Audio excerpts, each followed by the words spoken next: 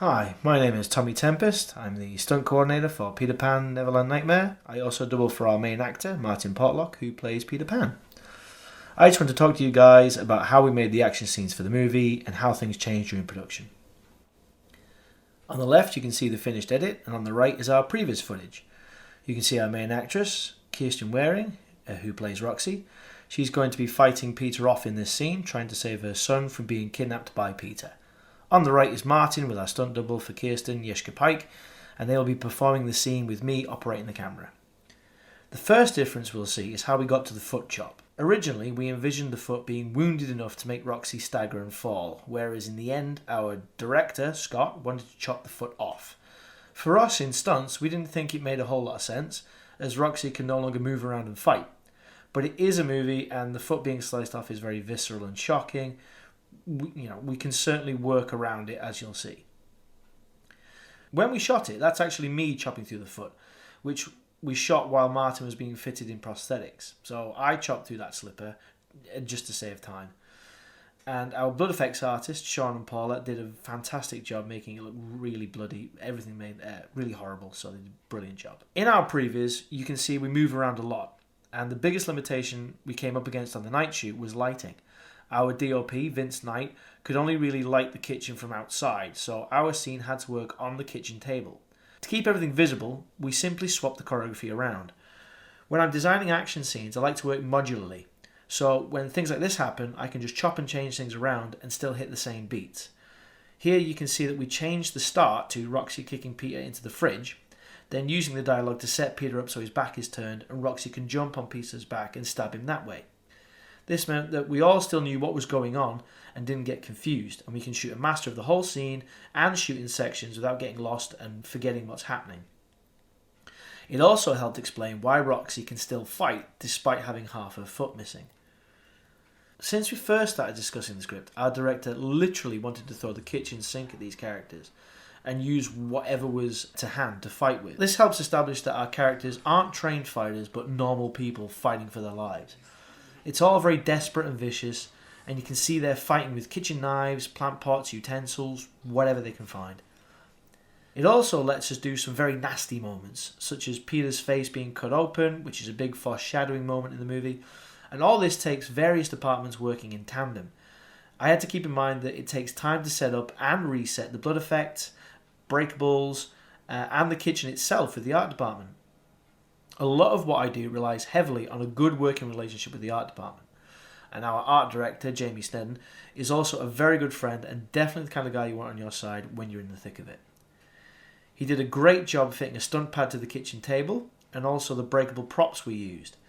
We would have loved to have had hundreds and hundreds of breakable vases, pots, bits and pieces, but they're expensive, and I was worried that if we're constantly smashing each other with bottles and stuff that constantly break, it would give the impression that things are actually very brittle.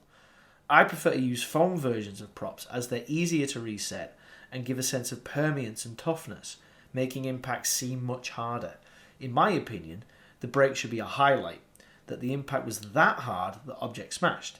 If you use breakables too much, I think it can diminish the effect and lose meaning. Another moment that was cut was the beat where we had Yeshka throw what we intended to be a large pot of oil or boiling water, soup, etc. We dropped it because it didn't really add to anything, and the idea was that the oil would lead to the scarring of Peter's face. Whereas the knife wounds you can see here, and I think that's me in shot, the knife wounds explain the scarring, and the oil was really just another element to add to filming that wasted time for very little gain. We also got rid of the tackle, partly because it didn't work anymore once we realised we couldn't use the rest of the room to fight in, and had to literally fight on the table. We had the tackle because we wanted to bring the dishwasher into play and explain how Peter gets a hold of his knife to attack Roxy with. Again, there's lots of ways we can establish that, and sometimes being less specific can be more effective. As long as we show Peter finding the knife, where it comes from is of less importance. There is one idea I'd like to call attention to, and that's the drag Peter does to Roxy along the table. We'd wanted to have a draggy moment in there somewhere in the movie, and this was a great moment where a problem offered a great opportunity to get creative.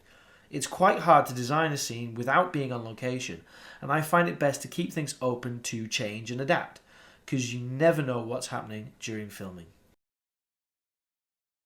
So a lot of beats were cut for time, and we only had one night to get everything done, which is the fight, its dialogue, blood, and especially at the end is a very elaborate, which requires prosthetics. And as long as the shape of the fight explains how we get from story beat to story beat, then it doesn't really matter too much. It also allows us to break up the pace just to drink in that horrible moment where Peter is taking his time to scalp Roxy, and that awful moment where he licks his lips as well. It all just shows us that Peter is an awful and unhinged character. It's also early on in the movie, and it hits you that this is not the Peter Pan you remember. When we first read the script, it struck us all that this was a horrific scene and needed to balance the violence with telling a story. Moments like this are really the video nasties of the 80s, which is about shocking you with gory moments. So a lot of what we needed to do was to create the illusion of danger while keeping everyone safe. So all our knives are rubber, they're very soft, and you can see a knife is either nowhere near an actor or it's being used on prosthetics. In motion, it doesn't really make a difference, so we can use fake rubber knives. And the horror is really in your mind. The last thing that was changed was the moment just before the scalping. In rehearsal, I rather like the idea that Peter becomes enraged and beats Roxy repeatedly with the meat hammer, the meat tenderizer. It's an awful moment, but you also see Peter's state of mind. We were quite mindful that throughout production, Peter's goal in this scene isn't to kill Roxy, but to kidnap James, her son. Roxy is an obstacle to that goal, and that's why he has to kill her, because she's preventing him from stealing James and taking him to Neverland, quote unquote, which again is a foreshadowing moment.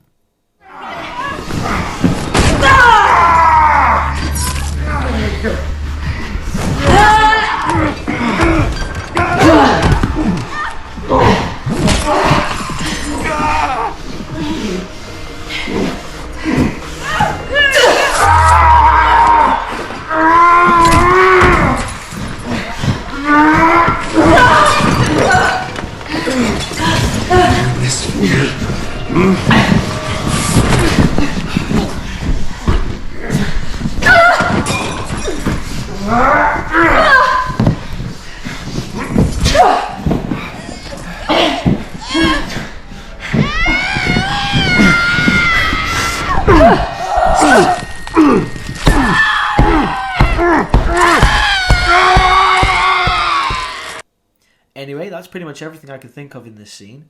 So I hope you enjoyed watching this back with me. Let me know what you think, and thanks for watching.